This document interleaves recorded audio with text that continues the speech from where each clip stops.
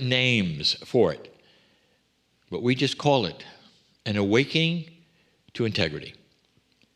But more than that is an awakening personally for every single old soul and person who wishes to watch this that is even not an old soul, because it starts to rewrite even human nature.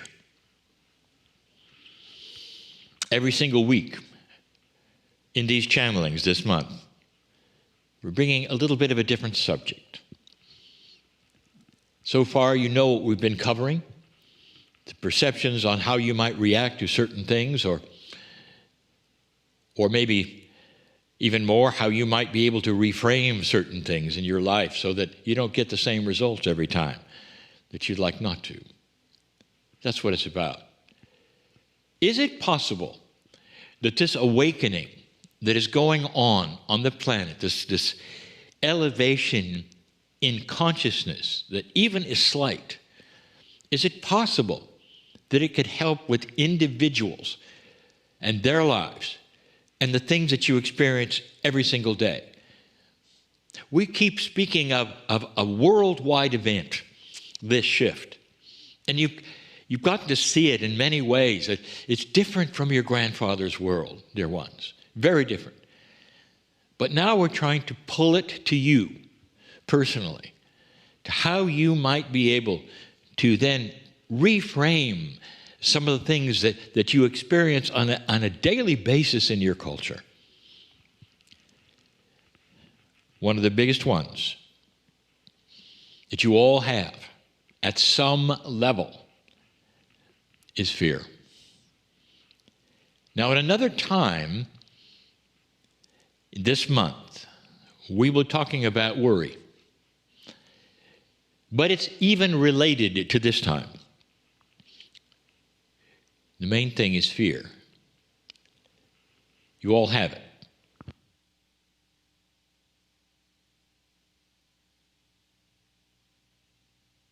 You all have it. Now, there will be some who say, I don't have that, Kryon. Yes, you do.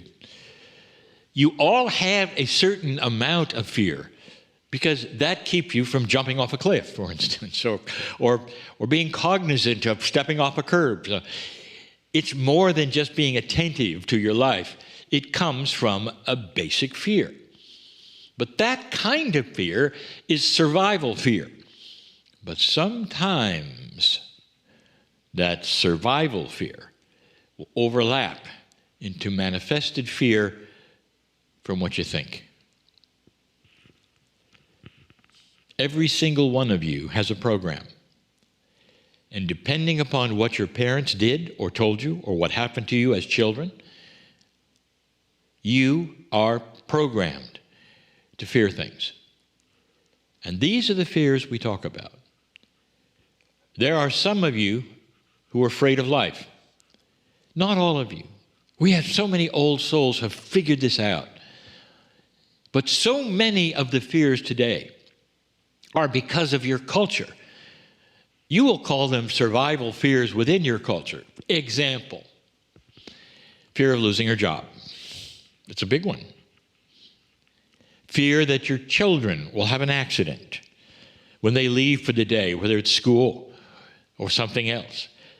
Fear that something will happen unexpected because you've watched the news and seen it. Fear that perhaps they'll be in an accident in traffic. And so every time they walk out the door, there's fear. Now, some of you, again, don't have this. You'll say, now, wait a minute, Kryon, that's not me. But it's many people. Now, the ones who watch this particular episode and this particular channeling, you also have the option to share this. These channelings are all then repeated later in another place for free. And you can then refer to them if you choose. It's about those who fear life. What do you do? Before I came into my partner's life, he was similar to this. For there were many things that he had within the business that he had that would cause him anxiety and fear. And you might say, well, they were small things. To him, they were not small things. Any more than to a mother, a small thing is what's going to happen to their children that day. It's fear. And I'll tell you something and that we have said before. Fear, anxiety, and worry will shorten your life.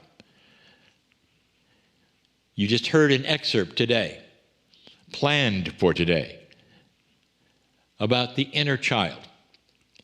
And that is one of the solutions, is to be able to create laughter for yourself or funny scenarios or things that you can reframe into something funnier than it is because you know better. How many of the fears that you have on a daily basis, like I'm telling you about, how many of those do you think you have created? You've created them to think perhaps that you're helping by being concerned, but it really is fear. And the answer is most of them. Whatever happens to the child that day happens. 99% of the time they come home. And they come home and you drop your fears because they walk in the door. What has that gotten you today? How was it for fearing today, Mom? How did you do? Knowing that you'd shorten your life just a little bit as they left the house. And that's what we're talking about. My partner has done something when he found out this truth, that most of the fears he had were manufactured by his own consciousness of things that he was afraid of because he was told to be afraid of them or because he projected what might happen that day. And what he did was to first, number one, recognize the fear. I'm afraid. Or, my goodness, I caught myself complaining about something, but really it's a fear. What if that happens? Oh my goodness. You get together with other people and talk about, oh my goodness, what if that happens? Now that's a shared fear. We're able to get together and have a fear committee. And some of you do that as well. And that just enhances the fears. My partner did something. And that's this. When he recognized the fear, he gave it a personality. And the personality was the fear of the big ball of fire in the Wizard of Oz movie. That's fearful. The big voice that pounded out from the walls in the Wizard of Oz movie when they met the wizard and then they found a man behind the curtain. It was just this little man, and he turned around and said, pay no attention to the man behind the curtain. And it was funny. And every fear from then on, he saw as a joke. He said, I see you there. You're trying your best, aren't you? Ah, yeah, I know I manufactured you, but it's really kind of cute. You're pretty small. So why don't you just go get in the back seat for a while? I know you're there. I can't really totally get rid of you, but I can sure make fun of you. And it worked. It worked for him. Every one of you has a process of reframing that which you yourself have manifested into a false fear. Wait a minute, Kryon. Are you saying we shouldn't be concerned when our children? No, there's a difference between being concerned and being afraid. And that's what we're talking about. Are any of you in constant fear over something? The loss of this or that? Or worrying that this is going to happen because it happened before, or your dad or your mom said it might happen? Do you realize what you've just done? You've etched a program into your own mind, and now you're working with it. And when I say working with it, you're manifesting it, you're massaging it, you're telling others about it, and there it is.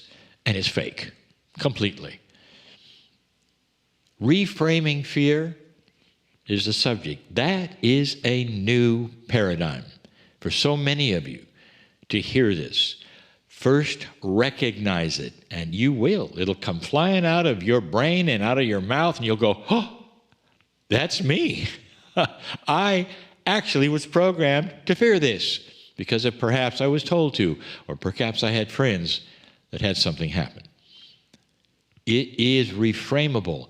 You can work with this, dear ones. This is a new tool for an awakened soul You chose to fear, you might say. Now you can choose not to. The choice is always yours in this life of yours, of awakening. What would happen if you loved the fear?